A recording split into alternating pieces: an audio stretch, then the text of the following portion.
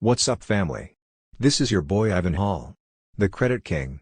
Here is the step-by-step procedure for removing inquiries. All credit inquiries should come off your credit report after 2 years. If you're not willing to wait, you may take these steps. Step 1. First, find out which credit inquiries are getting in your way by ordering all 3 of your credit reports. When your reports arrive, look toward the end of your credit report to find the inquiries. Some of the inquiries are only promotional and will not be shown to prospective credit grantors. You need not worry about those. Identify only the inquiries that are shown to credit grantors. You should recognize some of these as places where you applied for credit, but others may be a complete mystery to you. Step 2. Find the addresses for each credit inquirer.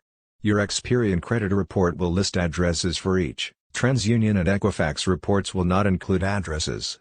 Match your Experian with your TransUnion and Equifax reports. You should be able to use the same addresses on the inquiries that are listed on Experian. If some of the inquirers don't show up on Experian but do show up on either TransUnion or Equifax, you will have to call the credit bureau to get their address.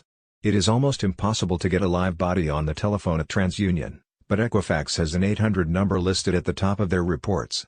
If you have an inquiry on your TransUnion report and you can't reach them by phone, you might try calling the 800 directories, 1-800-555-1212, and request the 800 number for the inquiring creditor.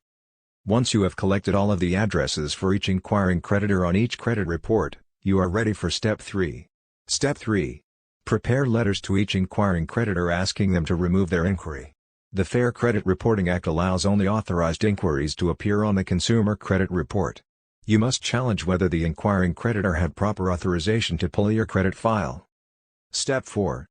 Some of your creditors may provide documentation that a credit inquiry was authorized by you. Read the authorization that you sign very carefully.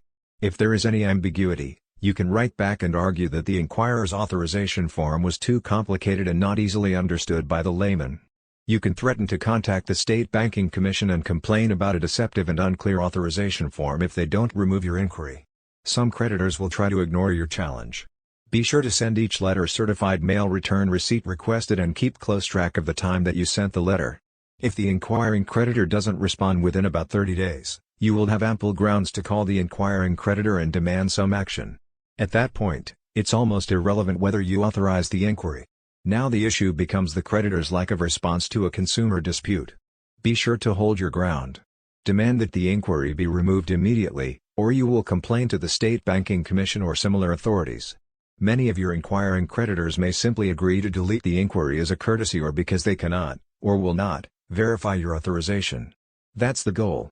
Remember, it is not likely that you will need all of your credit inquiries removed, just enough of them to keep you from being denied credit. For more credit tips, credit hacks, and credit repair secrets, subscribe to our YouTube channel or visit us online at thecreditking.com.